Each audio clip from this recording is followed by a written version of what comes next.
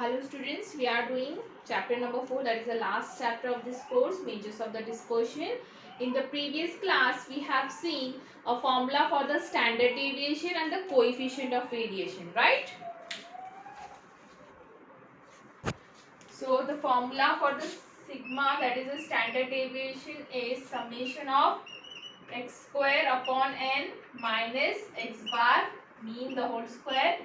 Okay, this is for the individual data when the frequency will not there, so we will use this formula,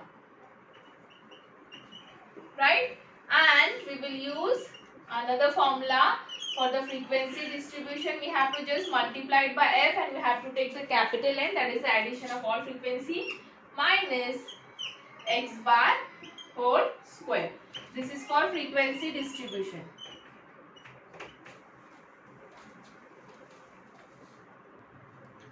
Okay, now in today's class we will see another method for finding the standard deviation, that is a step deviation method. So that method we have seen for the arithmetic as well, a step deviation method to find out the mean, which is also called shortcut method or the assumed mean method. So here also we will see that method to find out the standard deviation. Okay, and we know that why we use this method, because it reduces calculation. And another method is also there, that is a step deviation method. Okay, same as we have done for the arithmetic mean.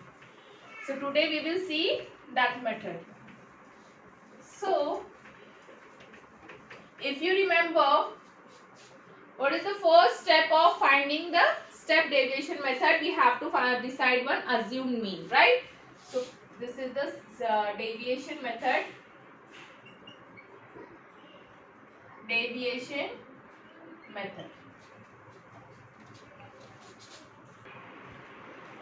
So there are several steps involved in this method. The step 1 is what? You have to find step number 1. Decide assume mean.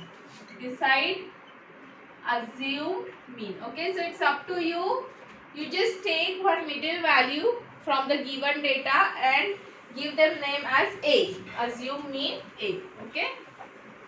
Now the step 2, what we have to do? We have to find the deviation. Deviation means from each of the observation we have to subtract A. Okay, so step number 2 is let D is equals to x minus A is a deviation. Okay, so from each observation subtract A and find out D. So now instead of x in the formula we will use D. Okay, now step number 3 is find summation of the sum of deviation and sum of deviation square, because we'll need this term into our formula. So we have to find summation D and summation of D square in terms if individual data is there. If individual data and if the frequency distribution is there, then you have to multiply it by f and then sum it. Multiply it by f and then sum it. This is for frequency distribution. Okay, and then the step number 4 is to apply the formula. Apply formula. So what is the formula then? It will be it will be sigma is equals to under root of, instead of x square, now we will use d square divided by n minus, and instead of x, what is x bar? It is mean. Now mean will become summation of d divided by n and we have to take it square. Okay, and this is for individual. And for the frequency distribution, formula will be summation of f into d square divided by capital N minus summation of f into d divided by capital N the whole square. This is for frequency distribution. Okay, so from here we can get the answer by using this method, which is a deviation method. Okay, now we'll take one example and apply this method.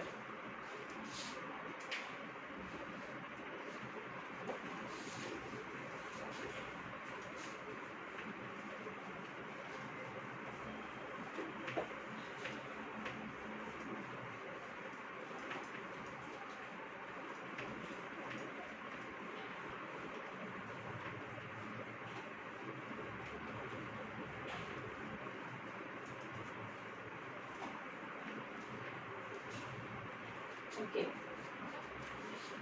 The example number 4, page number 4.7. Example number 4, page number 4.7. Okay, example number 4.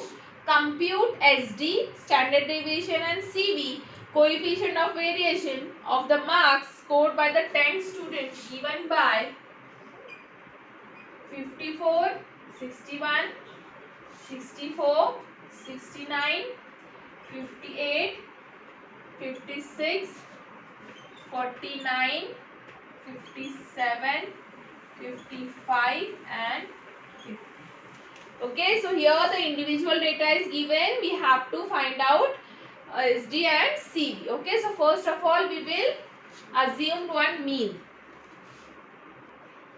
So here I will assume mean as, suppose mean is equals to, let A is equals to 57. I am taking this as the mean. Okay, we'll look at the quantities 51, 61. Okay, and I am finding 57 in the middle, so therefore I'll take 57. Okay, now we have to find D, which is x minus 57. A is 57. Okay, so we have to make the column for that. So here the x's are there: 54, 61, 64, 69, 58, 56, 49, 57, 55 and 50. Okay. Then we have to find out the D, which is x minus A. Out of each of these observations we have to subtract 57. So 54 minus 57 is minus 3, right? 61 minus 57 is 4. Then it is 7. Then 12. 1 minus 1 minus 8, 0, minus 2 and minus 7. Okay.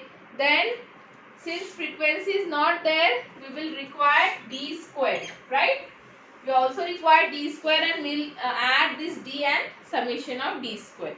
So D square is 9, 16, 49, 144, 1, 1, 64, 0, 4 and 49. Okay. Now after adding this, you will get addition is summation of D is equals to 3. And here the addition of summation of D square is equals to 337. And N is equals to here 1, 2, 3, 4, 5, 6, 7, 8, 9, 10. N is equals to 10. Now we'll apply the formula. Therefore sigma, okay, but before formula we required mean as well. Okay. Yes. So mean is equals to what? X bar. Not mean, that will require in terms of coefficient. So here the formula is under root of summation of D square upon N minus summation of D upon N the whole square. So what is summation of D square? It is 337 divided by 10 minus what is summation of D? It is 3 upon 10 the whole square. Okay. So if you find out this answer, if you do calculation on the calculator, you will get the answer is under root of 33.67, which is 5.7974. Okay, so this is your standard deviation by step deviation method. Now also it is asked to find out the coefficient of variation. So what is coefficient of variation? It is standard deviation divided by arithmetic mean into 100. This is the formula. Now we have standard deviation, but we have to find out the arithmetic mean, and we know that for this deviation method, what is the formula for the arithmetic mean? If you remember,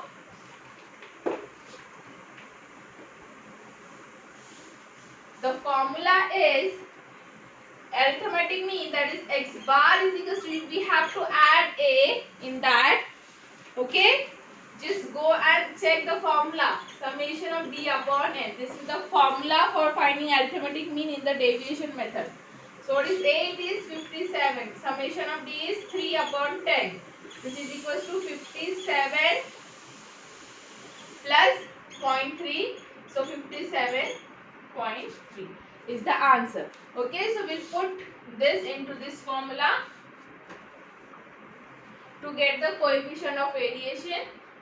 So sigma divided by 57.3 multiplied by 100. So what is sigma? Sigma is 5.7974. So the final answer is 10.1176%. So this is your CV and this is your sigma. Okay. So this question can come for 5 marks. Now we will see the next method, which is a step deviation method. Same like a deviation only, but here we will divide the d with the class width, okay, and we will find out the d dash, and the procedure will be the same. At the end you have to multiply h in the formula, right? So we'll see that also.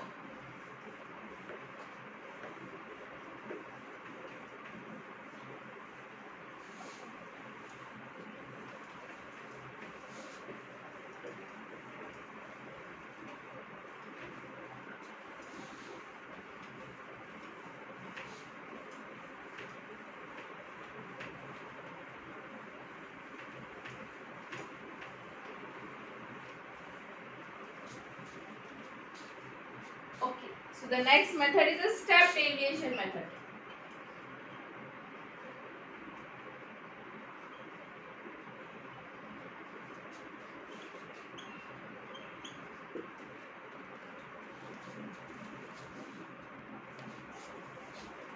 So the method is step 1,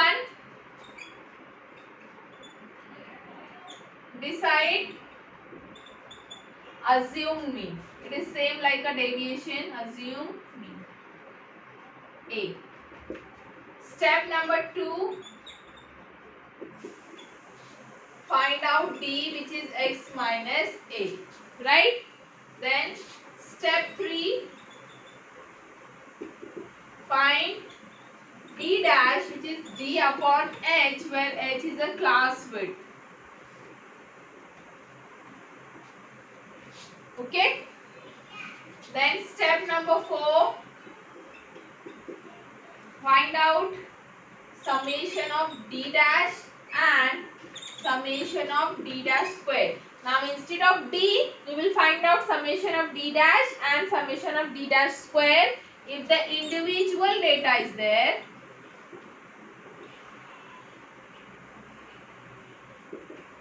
And if the frequency is there, then we have to multiply it by f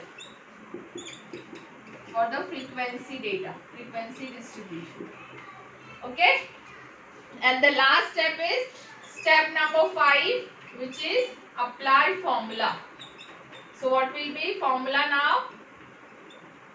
So the formula for the sigma will be some under root of summation of d dash square. Instead of d, we will use d dash square divided by n minus summation of d dash divided by n the whole square multiplied by h. And this is the formula for individual data.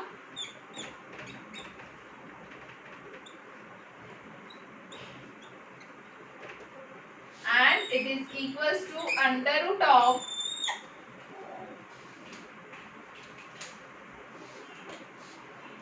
summation of f into d dash square divided by n. Okay. This is f into d dash square minus summation of f into d dash upon n the whole square multiplied by h, and this is for frequency distribution. Okay. Now we will see one example based on this method.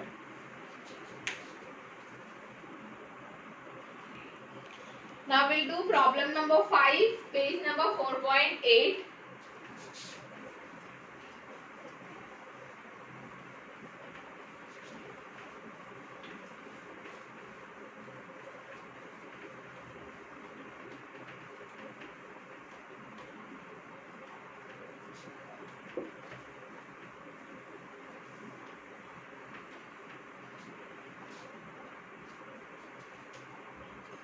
Calculate the standard deviation and the coefficient of variation for the frequency distribution of 100 candidates given below. Marks. and frequency. So this is frequency type of data. 0 to 20, 20 to 40,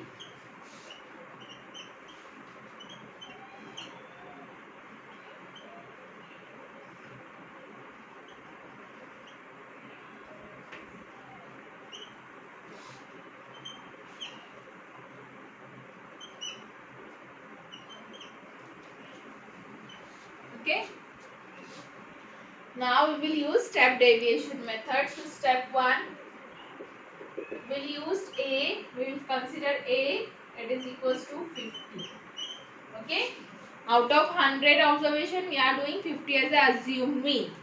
So therefore, here the entries for the marks are 0 to 20. So the first column is class. Okay. Now for the exercise, what we have to do, we have to always remember one thing. For classes, you have to take exercise as a midpoint. Okay. So here the classes are 0 to 20, 20 to 40, 40 to 60, 60 to 80 and 80 to 100.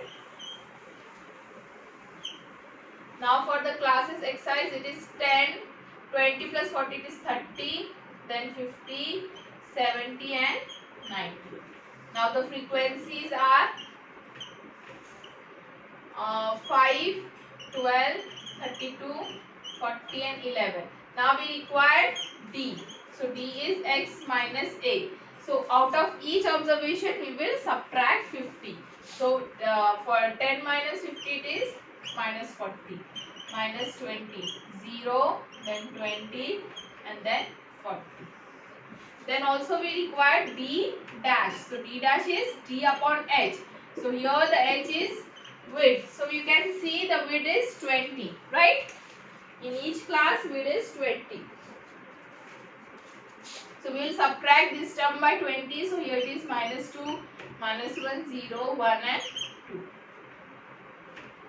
Okay. Then we required summation of F into D dash and D dash square as well. So D dash square is 4, 1, 0, 1 and 4. Okay. Then we required F into D dash square and F into D dash. We required both the things. Square के साथ भी और D dash भी चाहिए in the formula, right? So for the F into D dash square, you have to multiply frequency with here.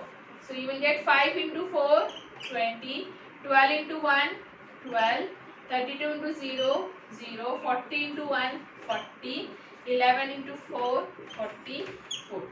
Okay, and here F into D dash, 5 into minus 2, minus 10, minus 12, 0, 40, 40 into 40 into 1, 40 and 11 into 2, 22. Okay. Now we will find out their summation. So the F into D dash square is 116. If you add them, you will get 116 and F into D dash is 40. Okay. So now we have all the entries with us. We will apply the formula. So the formula is sigma is equals to under root of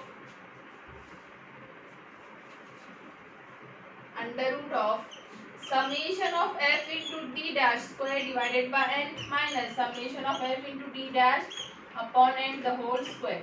And here the capital N frequency, the addition of frequency is 100. Okay, it is given that the data is for the 100 students. Now we will put all the entries. So what is summation of F into D dash square? Summation is 116. 116 divided by 100, N is 100 minus, so this is 40 upon 100 the whole square multiply by H multiply by 20. Okay, so we will calculate this. So you will get it is equals to, final answer is equals to, see if you cancel out this and multiply it by 20, you will get the final answer as 20. Okay. We'll do it on calculator.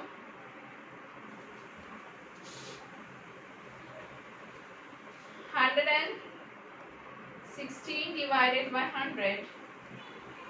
So it is 1.16 minus, this is 4 divided by 10, multiply by 0.4. So this is 0.16 multiply by 20. So 1.16 minus 0.16, answer is 1. So under root of 1 is 1. So this is under root of 1 into 20, that is 20. Okay, so we have got standard deviation as 20. Now we have to find coefficient of variation, and for the coefficient of variation we required arithmetic mean. Okay, so first of all we will find out the arithmetic mean and then find out the coefficient of variation. So if you remember, what is the formula to find arithmetic mean in step deviation? It is mean, arithmetic mean x bar is equals to a plus summation of f into d dash upon n, okay, multiply by h. So a is 50, summation of f into d dash, it is 40, right, divided by n is equals to 100, multiply by 20. This and this will get cancelled. 2 5s are 5 1s are 5. So here we are getting the answer is 58 for the arithmetic mean, and therefore coefficient of variation is standard deviation divided by x bar multiplied by 100. So standard deviation is 20 divided by 58 multiplied by 100. So the final answer, if you do it on calculator, you will get it is 34.4828%. Okay. This is your coefficient of variation, and sigma we have got 20. Standard deviation is 20. Always put percent mark, okay, for the coefficient of variation. So this is about the step deviation method. Okay, this is very simple method and very useful to reduce the calculation. Now we will see the merits of a standard deviation, merits and the demerits of the standard deviation.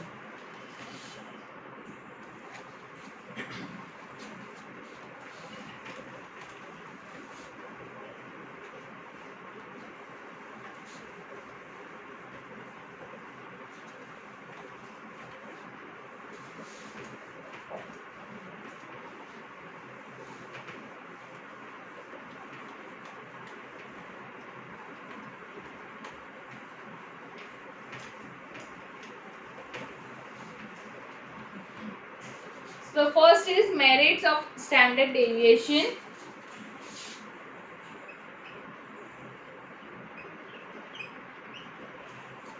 It is based on all observation. Okay, so we have seen we take all the values of the observation to find out the formula. It is rigidly defined. It is capable for the mathematical treatment. It does not ignore algebraic sign of deviation. Okay. So we also includes negative signs in the deviation, okay, even if the answer will not get affected from that minus sign. It is not much affected by the sampling fluctuations, okay. So these are the merits of the SD. Now the demerits is, it is difficult to understand, of course, and it is quite difficult to calculate, okay. It cannot be computed for the distribution with the open end classes. Now, if you have any class with its open end, then you cannot find out the SD for that.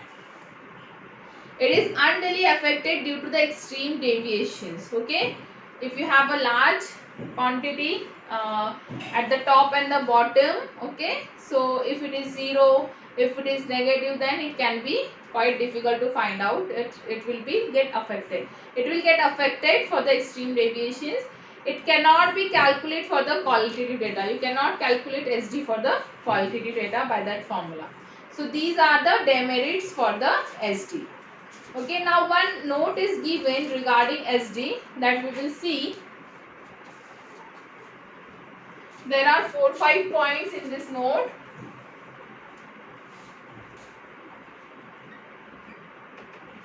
So the first is, if the all observation are increased or decreased by the constant, okay, then SD remain same. Means if you have SD, suppose you have one data and if you have a SD, that is a sigma given as a 20, okay, and if you are doing deviation, if you are subtracting a constant from each of the observations, suppose I am subtracting 2, okay, then your sigma will remain same, that is 20, okay. So if all the observations are increased or the decrease by a constant, then SD will remain constant. Now the second point, if each of the observation is multiplied by constant k, then the SD is also k times multiplied, okay. So if you have one data, okay, and SD is suppose 20, and if you are multiplying each observation with a k, then SD is also multiplied with k times 20. This is the only difference, okay. Now the next, if all the observations are the equal, then SD will be 0. If you have all the observations equal same quantity, then the SD will be 0. And the last, if the data contains only one observation, then the SD is a 0. अगर तुम्हारे data में सिर्फ one observation है, only one observation, then the SD will 0. And if all the entries in the data is the same, then the SD will be 0. Okay. So standard deviation, coefficient of variation, and the variance. We have seen all these things. Okay.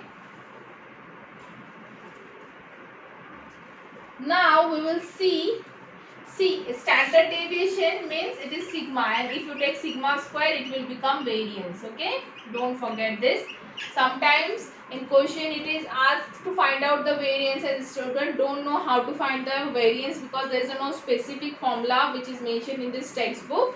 Okay, but variance is what? It is square, sigma square. That means to find out the variance, you have to first find out the standard deviation by the same formula, and then you have to take a square of that to find out the variance. Okay. Now we will see the next topic of this chapter, that is the standard deviation for combined group. Okay, standard deviation for the combined group. I'll just introduce the things and we'll do problems in the next class. As we have done the combined mean, similarly we have a formula for the combined deviation, and which is given as, if x1 and x2 bar be the two arithmetic mean for the two samples n1 and n2, okay, of size n1 and n2, and sigma 1 and sigma 2 be the corresponding standard deviation, then combined mean will be, we know that the formula for the combined mean is n1 x1 bar plus n2 x2 bar divided by n1 plus n2. Right? This is the formula which we have seen in the previous chapter. This is the formula for the combined mean. Likewise, we have the formula for the combined deviation, and it is denoted by sigma c, and which is equals to under root of n1 sigma 1 square plus d1 square plus n2 sigma 2 square plus d2 square divided by n1 plus n2. So here the n1 is sample size of a first sample, n2 is the size of a second sample. Sigma 1 is what? It is standard deviation for the first data, sigma 2 standard deviation for the second data. Only the d1 and d2 is unknown for us. Okay. So what is d1? d1 is x1 minus x1 bar minus xc bar. So from the arithmetic mean for the first sample, if you subtract combined mean, okay, then you will get a d1. Similarly for the d2, for the arithmetic mean for the second data x2, if you subtract xc, you will get d2. Okay, so to find out the combined deviation, first of all you have to find out the combined mean. Okay, combined arithmetic mean, because it is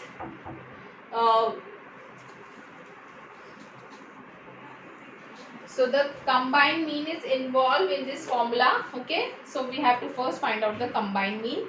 We do the problem based on this in the next class.